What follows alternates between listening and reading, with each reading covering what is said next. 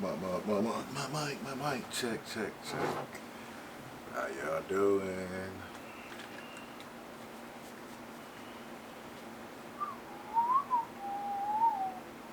Welcome to another episode of The Session. Today is just me, and I guess I gotta have, well, let me get some backstory to the reason for this session. We had some great conversations in the barbershop this week. And I guess when having these conversations, it's important for me to pass on the information to people that, they're not here.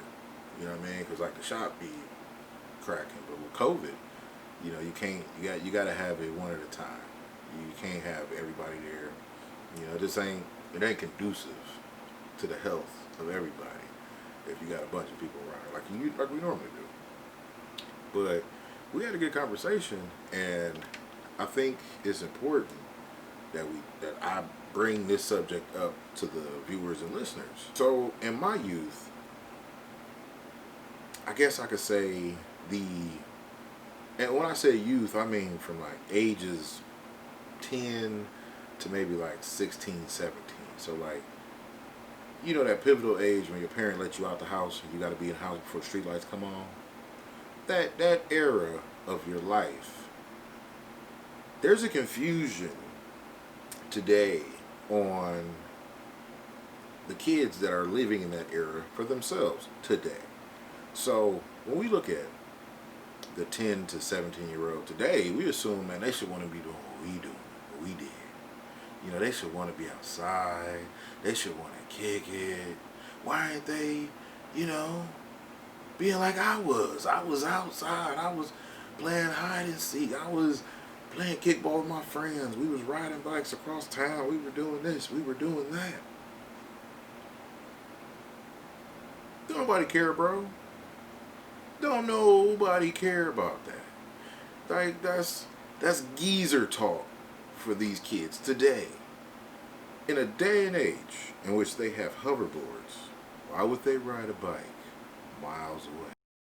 In a day and age in which they have Uber or Lyft or friends with cars or whatever, why would they ride a bike or catch the bus that in our day was 75 cents or $1.25? In their day, it's $2.50, $3 with no transfer, one way. They have to adjust with what they have, just how we had to adjust with what we had.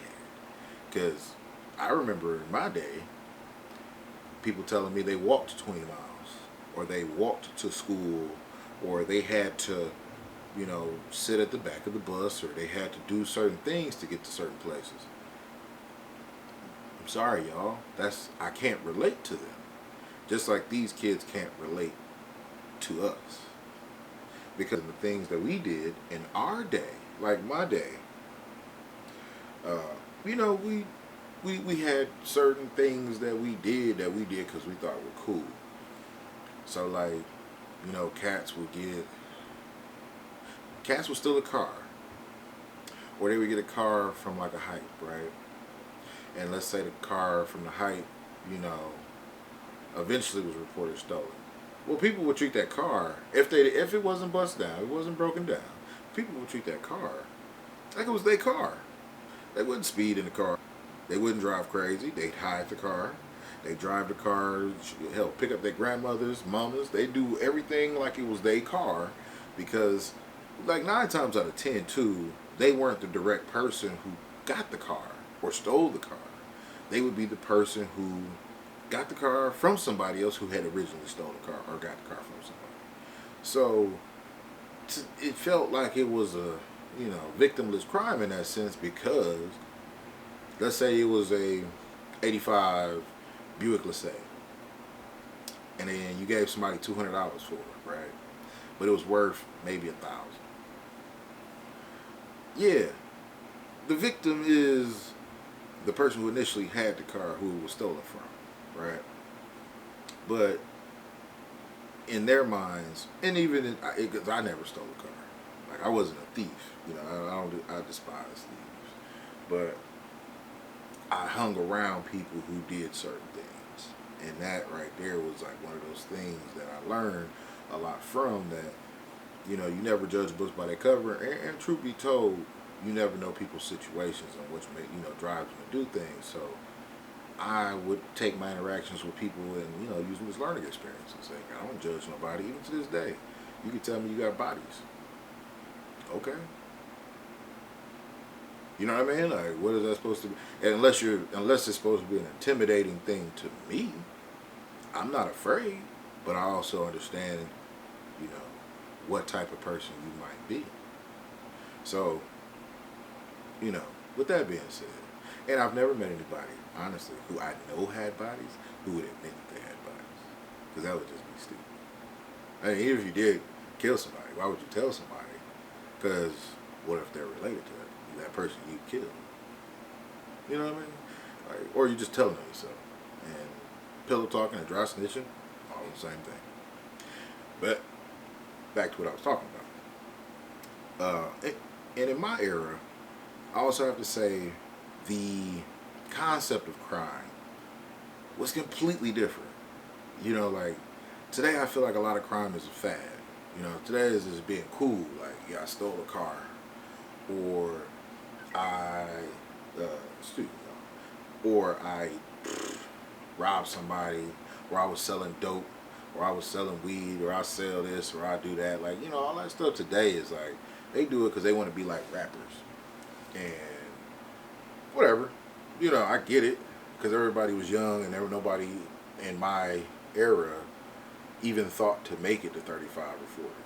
You know what I mean? Like, that wasn't a thing that we were really on because we thought, man, that's old. You know what I mean? Like, dang, people are really that old. And like today, the 10 to 17-year-olds think 25 is old. Like, 25, you washed, bro. And it's crazy because 50 today in 2020 is the equivalent of 30 to me in 1990.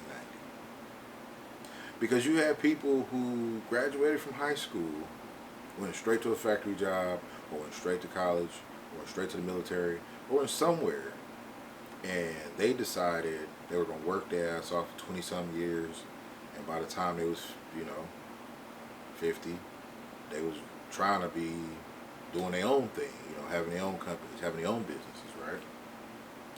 Where a lot of the people in that era of the 70s and 80s, they kind of like, chilled throughout their 20s, or they fucked it off.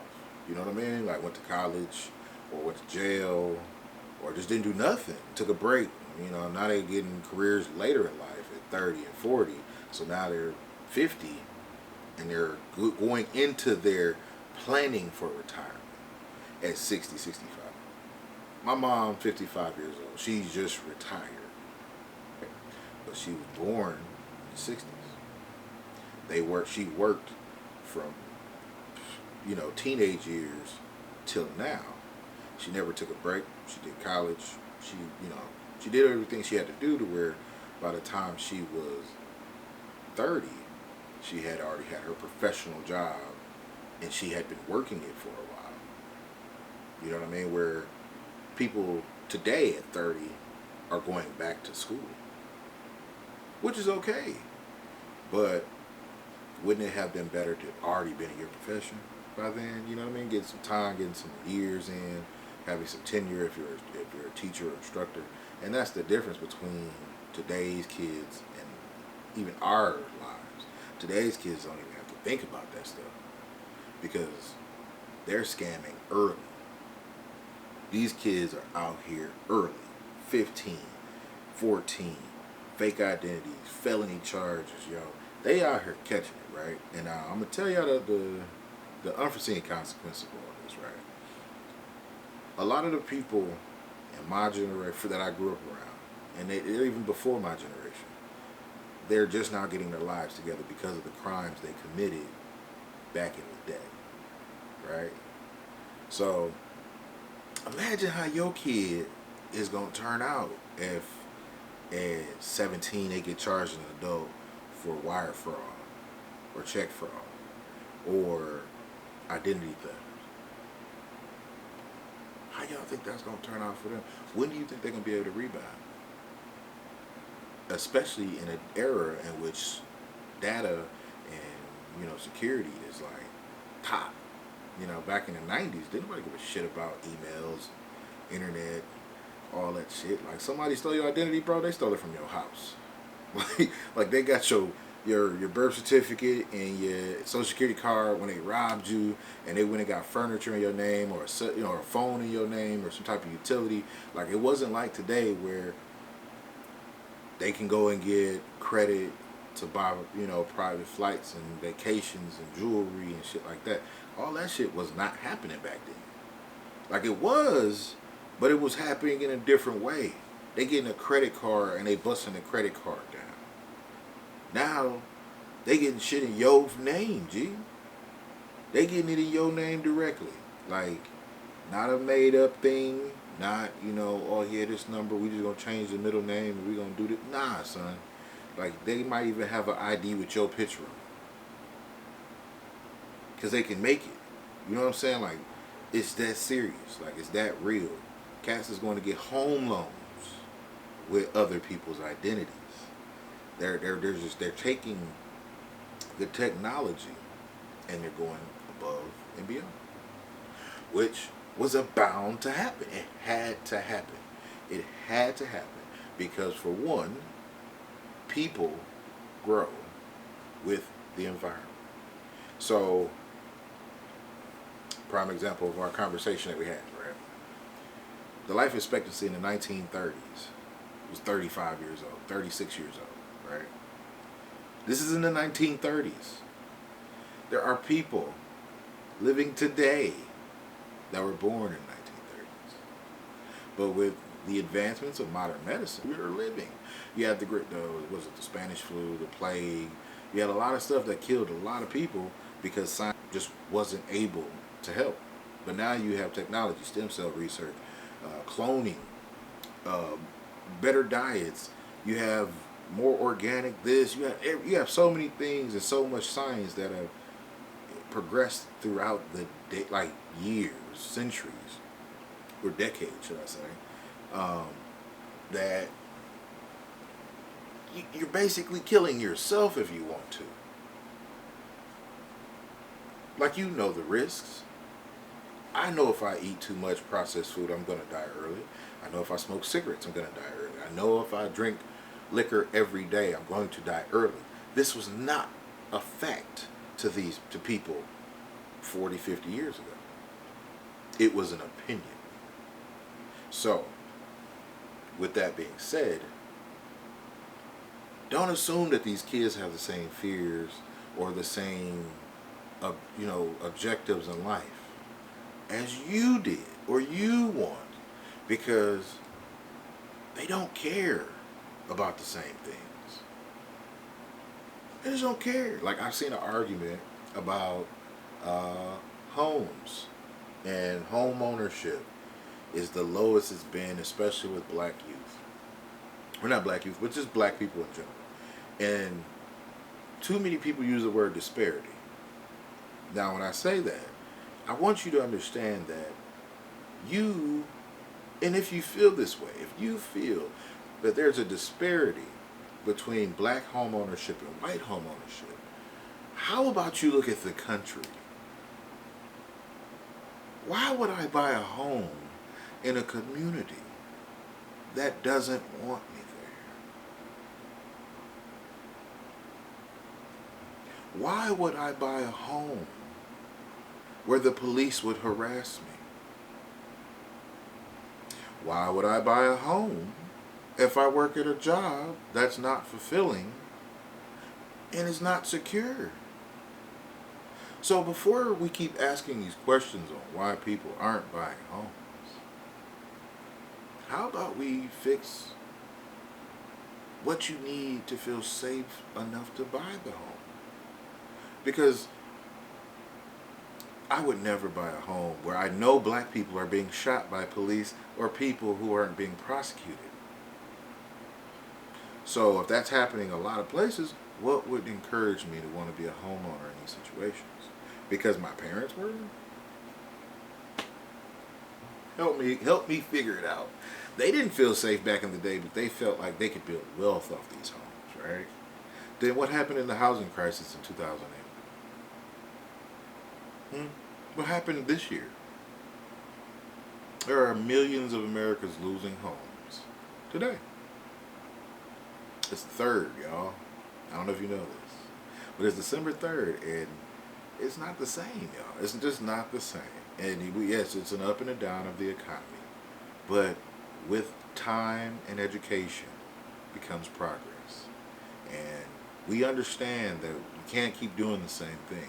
You can't have a recession every 8 years just to reset the clock, to kick out old people of homes they can't afford, or to clear up school debts by bankruptcies and, not school debts, sorry, but clearing up debts by people applying for bankruptcies. None of that stuff is going to last. It doesn't help progress the country nor people.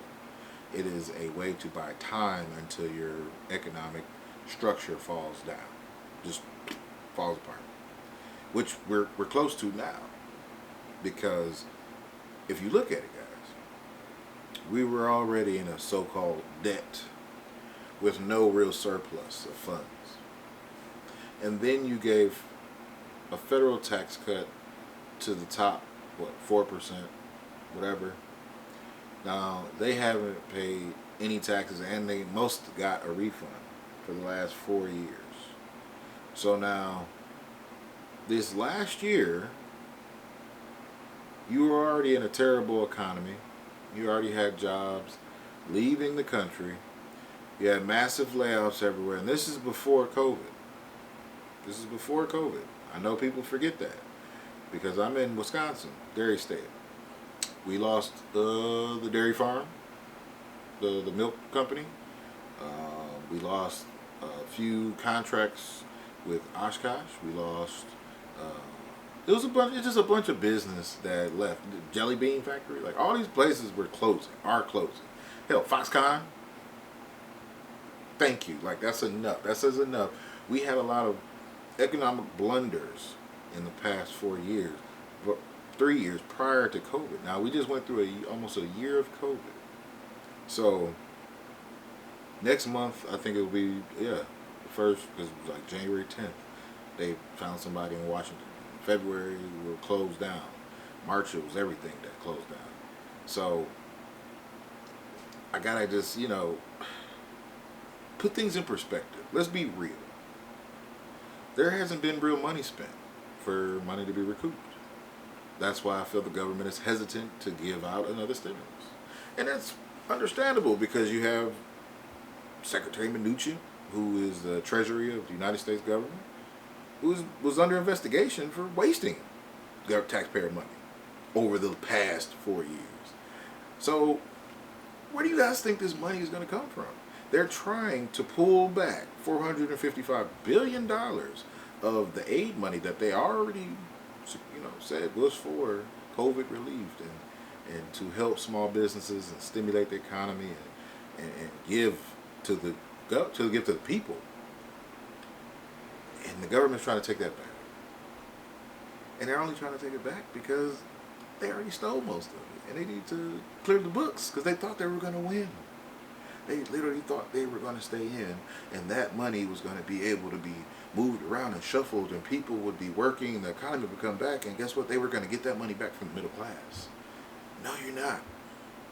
Because go look at those tax plans that Trump put out there by, 2026? We all are going to be taxed higher and shit. Like, come on, bro. It's a really terrible plan. But at the same time, it was dependent on him having 2 terms. And now that he's only having 1 term, you're going to see this tax plan is going to fall apart.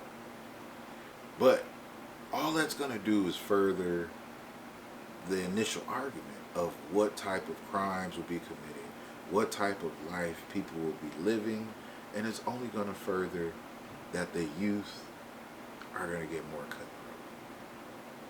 Because that's all we're displaying to them is like how to get cutthroat. You know what I'm saying? Like I got to go teach my kids about what's going on in the news, right?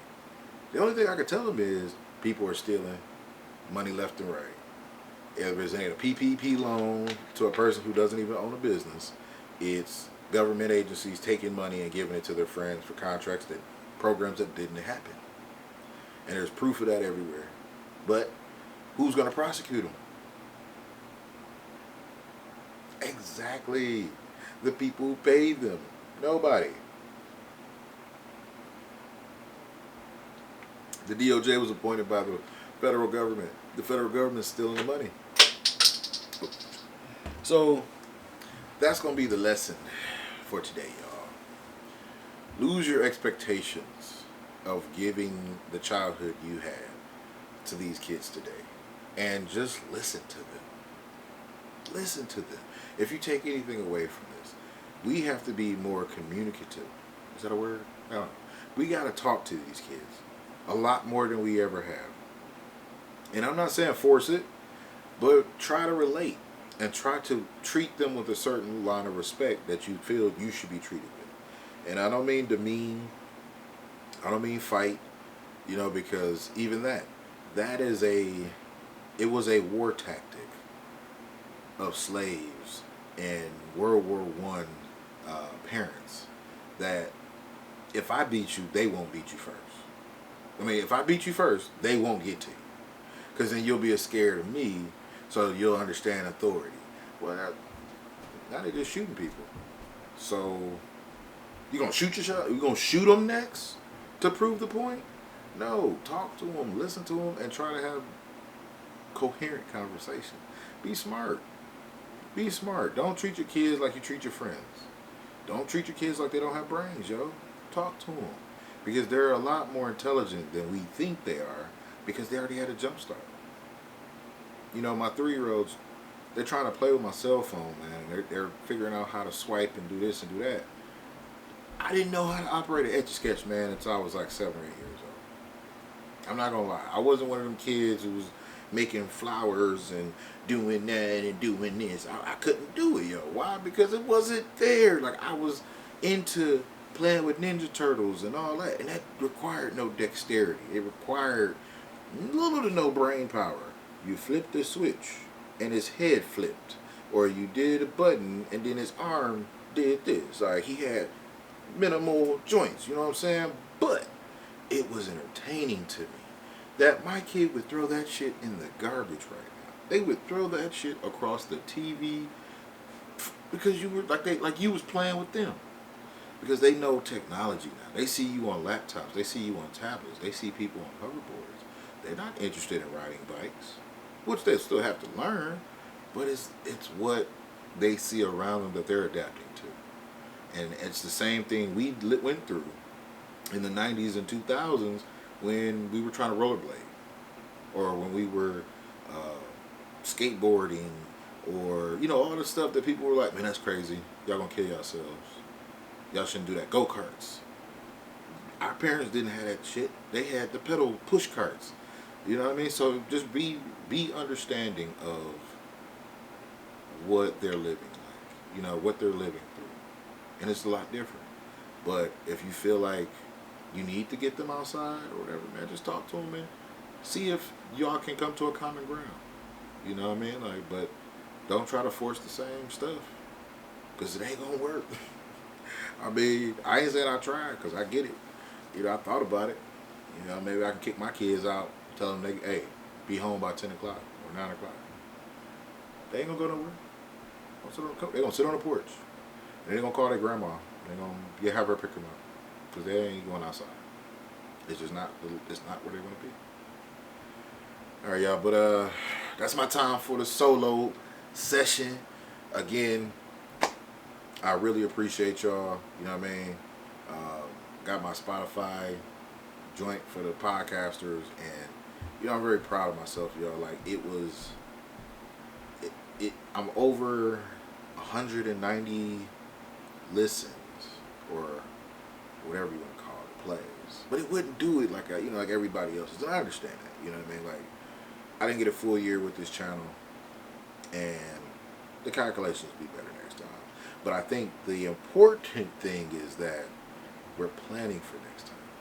So Stick with me, please, y'all. Whatever platform that you choose to listen to on, just make sure you either favorite it, like it, subscribe it. Just do what you have to do to help me get on even better, because what you guys do as listeners helps me as a content creator. You know what I mean? Like, it helps me do things better and bring you better content, and that's the important part. You know, I'm trying to put out quality content for the people because hey, that's all we got. You know what I mean? But until next time, y'all, enjoy yourselves. Peace and blessings. I'm out, y'all. Peace.